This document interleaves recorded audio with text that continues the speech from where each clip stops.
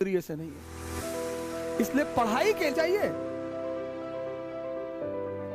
कि हाँ हमको कोई मोटिवेट कर देता हम चिकन खा लेते।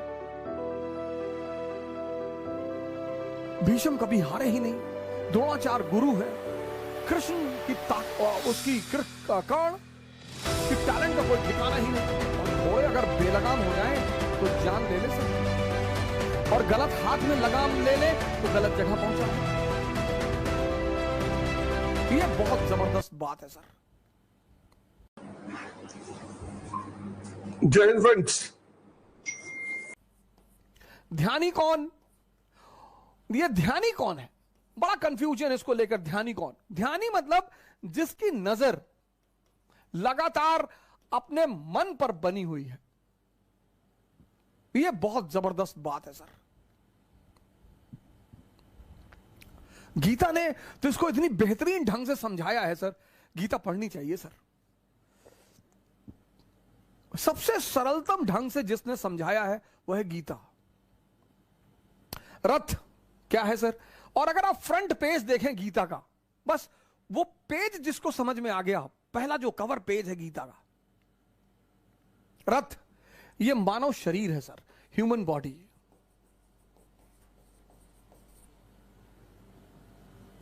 लगाम क्या है सर? सांसें, ब्रीदिंग। हॉर्सेस क्या है सर? घोड़े। हॉर्सेस क्या है? इंद्रियां, सेंसेस। और घोड़े अगर बेलगाम हो जाएं तो जान ले ले सर, और गलत हाथ में लगाम ले ले तो गलत जगह पहुंचा दे। अर्जुन कौन है सर? ये आत्मा है सर, सोल। कृष्ण कौन है सर? ये ब्रह्म है, सुपर सोल। ब्राह्मण नहीं, ब्रह्म।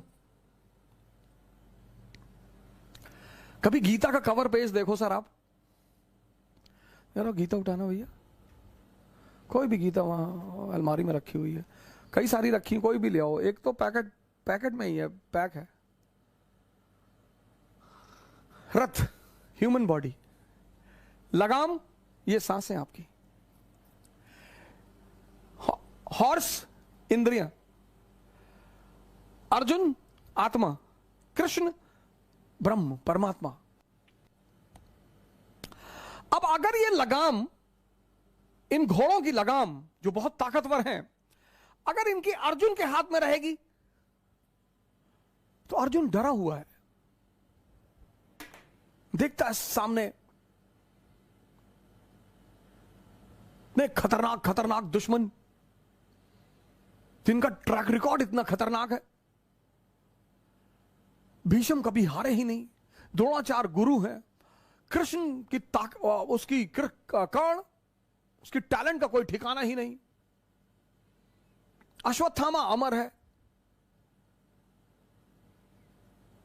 तो यह हमारा मन है जो जब भी किसी बड़ी चीज के सामने पड़ता है सर। इसमें तो थोड़ी सी फिगर छोटी है, ये देखिए, बड़ी सारी फिगर्स है मेरे पास। ये तो मैं गीता, इससे अच्छा गिफ्ट मैं मानता नहीं किसी को दिया जा सकता है। तो आप देखिए जो गीता होती है तो देख रहे हैं, छोटी सी जो नीचे बना हुआ है। इसीलिए जितनी भी गीताएं हैं सब पर ये कवर पेज पर ये इमेज बनी होती है, सब पे। ये बड़ी, अब हम सब क्या हैं? अर्जुन है। अब अगर ये लगाम हमारे हाथों में है सर, भय होना स्वाभाविक है, फियर। जैसे लोग आईएएस की तैयारी करने आते हैं तो कहते हैं सर 5-5 साल से लोग तैयारी कर रहे हैं। हम सब अर्जुन है सर। हमारा डरना स्वाभाविक है सर, हमारा घबराना स्वाभाविक है। तो ध्यान क्या है? ध्यान है इस लगाम को, ये जो लगाम है सर, इस लगाम को कृष्ण के हाथ में पहुंचाना, इस प्रक्रिया को कहते हैं ध्यान। और जब ये लगाम कृष्ण के हाथ में आ जाएगी, जो हमारी चेतना है, जिसके बल पर मैं देख रहा हूं, जिसके बल पर मैं बोल रहा हूं, जिसके बल पर मैं सुन रहा हूं, असीम है सर, इनफाइनाइट। इसलिए अर्जुन रथ के पीछे खड़ा है। संचालित कौन कर रहा है? वो पर ब्रह्म।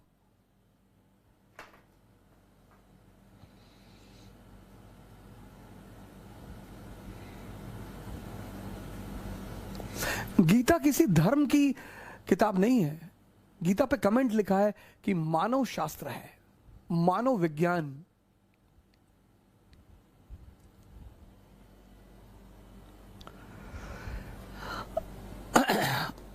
अब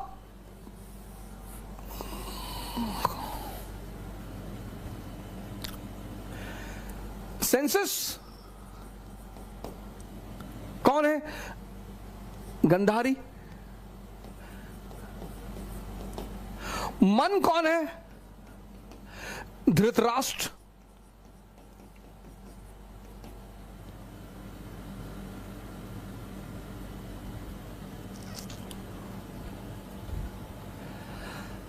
और दोनों अंधे हैं सर। आप देखो फीचर दोनों का, एक ब्लाइंड है। क्या सर, क्या क्या पिक्टोरिकल फॉर्म में स्पिरिचुअलिज्म को मैनिफेस्ट किया गया। मन अंधा है। आप देखो, एक गलती जिस पर हम पश्चाताप करते हैं, कसम खाते हैं, ऐसी कई सारी चीजें हमारे जीवन में होती जिन पे हम कसम खाते हैं अब नहीं करेंगे, 5 दिन बाद फिर तैयार कर देता है, और इतनी जबरदस्त तरीके से तैयार कर देता है कि अरे कुछ नहीं होता, पूरी दुनिया करती और ये वो ऐसे सब पागल है। फिर कर लिए, फिर बड़ी ग्लानि पैदा हुई। कुछ लोगों का जीवन सिर्फ ग्लानि करने में ही बीत जाता है, और उनको एक समय पर आकर यह एहसास होता है कि मैं बहुत कमजोर हूं।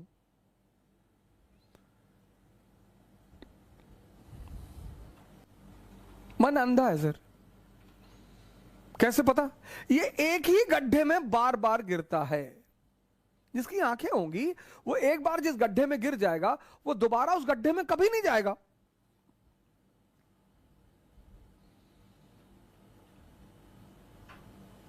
लेकिन ये अंधा है,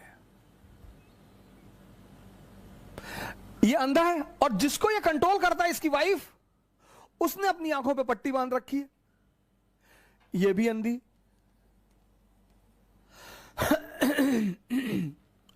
और इन दोनों अंधों के द्वारा जब जिंदगी चलती है, इसलिए आप देखो जितनी चीजें मन और इंद्रियों से जुड़ी हुई हैं, उनको करने के लिए कोई मोटिवेशन नहीं चाहिए। खाने के लिए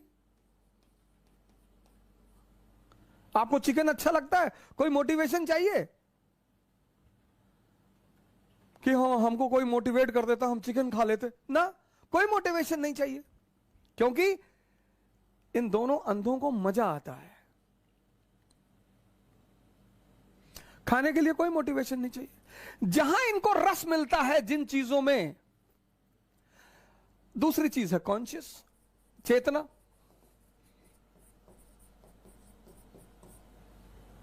इस्लाम रूह कहता है, क्रिश्चियनिटी सोल कहती है, हिंदू आत्मा कहते हैं। अब पढ़ना जो है, इसका संबंध किसी इंद्रिय से नहीं है। पढ़ाई का संबंध किसी इंद्रिय से नहीं है। इसलिए पढ़ाई के लिए क्या चाहिए? मोटिवेशन।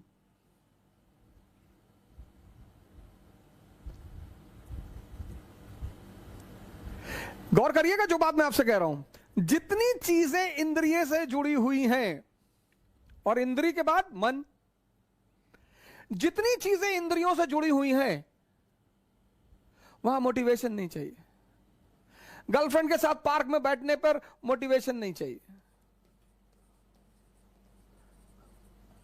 बॉयफ्रेंड के साथ पार्क में बैठने पर मोटिवेशन नहीं चाहिए ही नहीं। 10-10 घंटा 20-20 घंटा बैठे ही हैं। शायरी लिख दी, सूरज से दुआ मांगते हैं कि सूरज आज मत डूबना, काश ये दिन खत्म ही ना हो।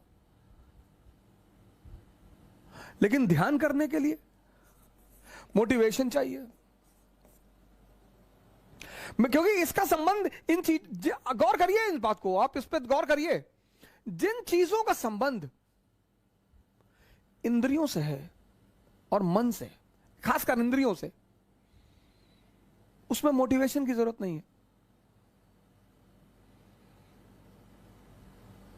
और जो चीजें इंद्रियों से जुड़ी नहीं हुई हैं उनमें मोटिवेशन की जरूरत है। मैंने बड़े मुसलमान भाइयों को देखा है लोगों को मोटिवेट करते हुए कि नमाज पढ़ना चाहिए और नहीं नमाज नहीं पढ़ोगे मालिक नाराज हो जाएगा। बड़े सारे हिंदू हैं, हिंदू समाज को कहते रहते हैं कि मंदिर जाना चाहिए, पूजा पाठ कराना चाहिए। इसीलिए तो सब ये सब जो प्राकृतिक आपदाएं हैं लोगों ने लोगों ने पूजा पाठ छोड़ दी। और पूंजीवाद जो है, पूंजीवाद उसको पैसा कमाना है, कैपिटलिज्म उसको पैसा कमाना है, उसको पैसा कमाना है। तो उसने क्या किया, उसको ये खेल समझ में आ गया, तभी तो साइकोलॉजी सब्जेक्ट पैदा हुआ। उसने कहा यार आदमी के मन को ऐसा ट्रेन करो, ऐसा ट्रेन करो कि गोरा आदमी समाज द्वारा पसंद किया जाता है। आज सुंदरता का पैमाना क्या है? फेयरनेस। फेयरनेस, क्योंकि अगर सुंदरता का पैमाना फेयरनेस होगा तो फेयरनेस क्रीम बेची जा सकती है।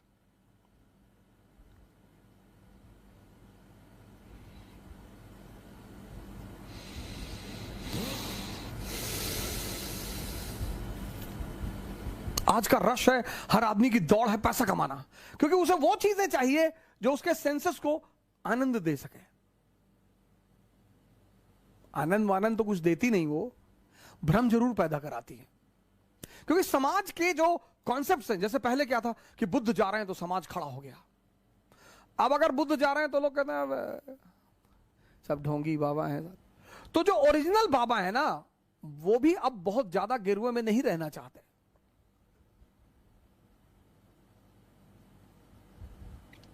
अब कोई टाई वाई पहन के आ रहा है और BMW से उतरा तो लोग खड़े होते हैं कि कोई बहुत बड़ा आदमी है भैया, बड़ा आदमी। पैरामीटर बदल गए। और ये सर 12 पैरामीटर कहां से बदला?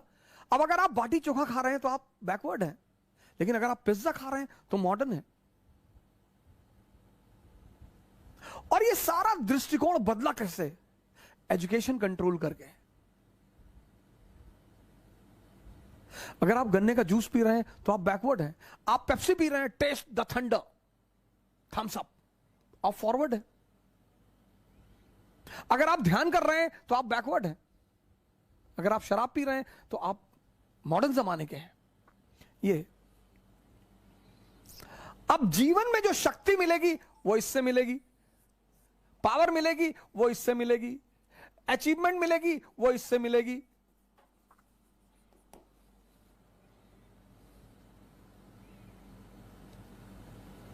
अब जितने लोग बीमार हैं, परेशान हैं, 90% को किस चीज की जरूरत है? उत्साह की, एक सशक्त मन की। सर जैसे ही ऑक्सीजन लेवल कम हो रहा है ना, मतलब आप सांस रोक के देखो, हालत खराब हो जाएगी सर। आप सांस रोक कर देखो, सिर्फ हालत खराब हो जाएगी।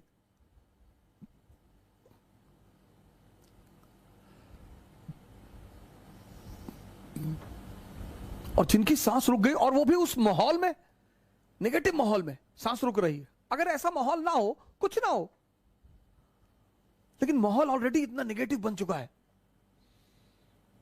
अरे भैया जिसको फोन करो, सुबह फोन कर दे रहे हैं लोग 5 बजे, भैया कुछ सुने? रख फोन, कुछ सुने मत सुना। आज लोग इतने उत्साहित हैं नेगेटिविटी फैलाने में। सर गाली हर आदमी दे सकता है, भजन हर आदमी नहीं गा सकता सर। नेगेटिविटी का सबसे अच्छा पहलू यह है सर कि सब कर सकते हैं, सब। और गाली सीखने में किसी क्षमता की जरूरत नहीं है सर।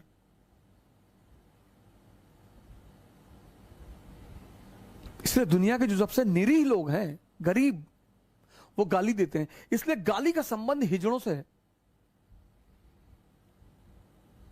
जो गाली का संबंध है, रिलेशन है, वो हिजड़ों से है। हिजड़े गाली देते हैं आके। इसलिए अगर आपको कोई गाली दे रहा है तो बुरा मानने की जरूरत। गाली का सबसे गहरा संबंध, सबसे गरीब चीज है, गरीब सबसे न्यूनतम चीज है, सबसे निम्नतम चीज है गाली देना।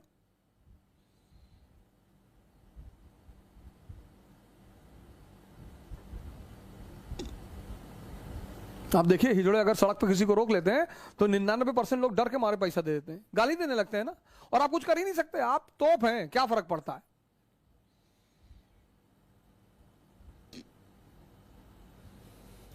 अब अचीवमेंट इससे तो मिलेगी नहीं, इसके सहारे अगर आप चले तो आप गए, पावर इससे मिलेगी, अचीवमेंट इससे मिलेगी, लेकिन यहां मन को रस ही नहीं मिलता। अब इस प्रक्रिया को,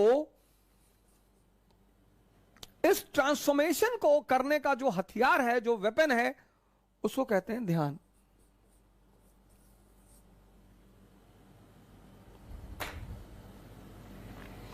ये ट्रांसफॉर्मेशन है ना सर, आज हमारे 90% भाई बहन बहुत परेशान हैं, यंगस्टर्स पढ़ना चाहते हैं सर। बहुत बच्चों से मैं मिलता हूं, बेचारे कहते हैं कि सर हमारे पिताजी बहुत मुश्किल से हमको पैसा दे रहे हैं। ऐसा नहीं है कि सारे लड़के सारे लड़कियां जो है वो मां बाप का पैसा उड़, नहीं सर, 0.1% सर।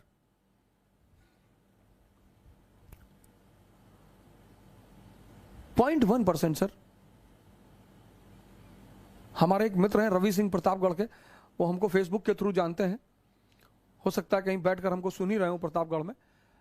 तो वो इतने जो अभी बड़े कम उम्र के 20-21 साल के हैं, मैं बड़ा उनसे खुश रहता हूं। मैं कभी कदार जब मुझे मौका रहता है तो मैं उनके फोन उठा लेता हूं, बड़े मुझसे नाराज रहते हैं कि आप मेरा फोन नहीं उठाते, लेकिन मुझे उनका जज्बा बड़ा पसंद आता है। इतनी कम उम्र में इतनी अच्छी सोच रखना।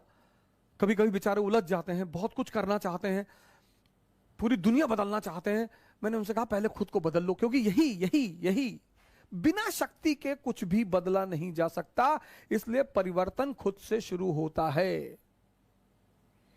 जितने लोग बिना खुद को बदले अपना परिवर्तन करना चाहते हैं, वो परेशान है। एक रिक्शा वाला अगर प्राणायाम सिखाएगा, मारेंगे लोग उसको। परिवर्तन सिर्फ और सिर्फ शक्ति के द्वारा हो सकता है, बस। जिसको भी ये आकांक्षा है, ये तमन्ना है कि मुझे परिवर्तन करना है, तो उसका परिवर्तन खुद से शुरू होगा।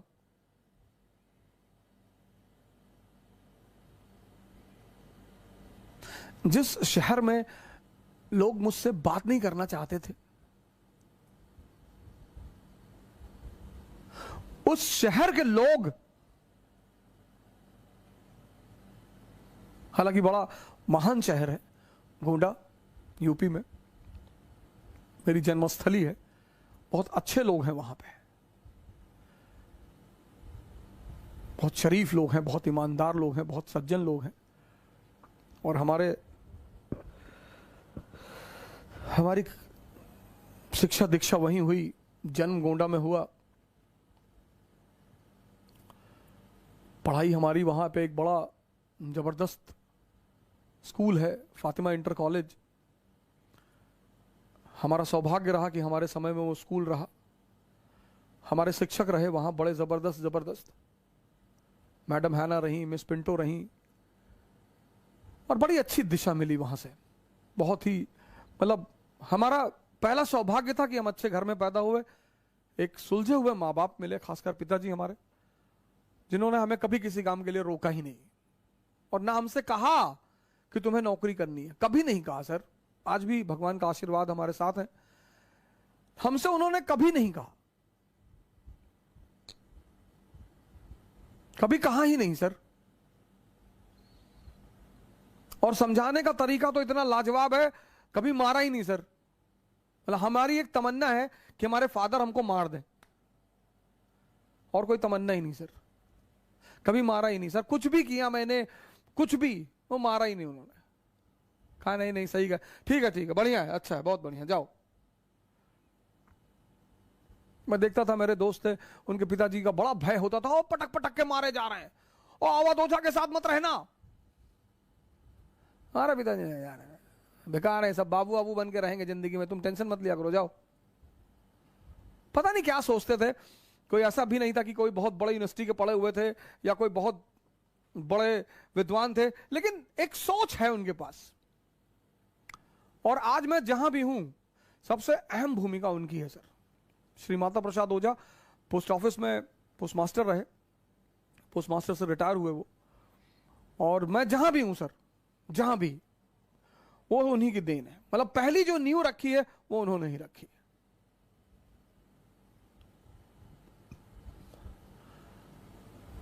तो हमारा प्रिंसिपल परेशान रहता था कि यार तुम्हारा बाप तुमको कुछ कहता ही नहीं, कहते ही नहीं थे सर।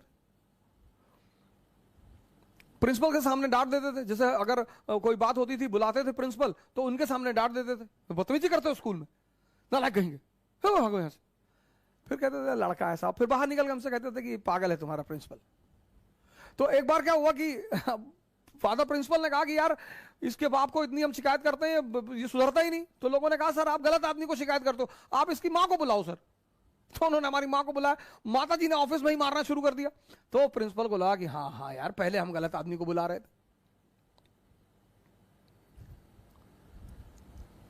इस अपने आप का ये परिवर्तन ये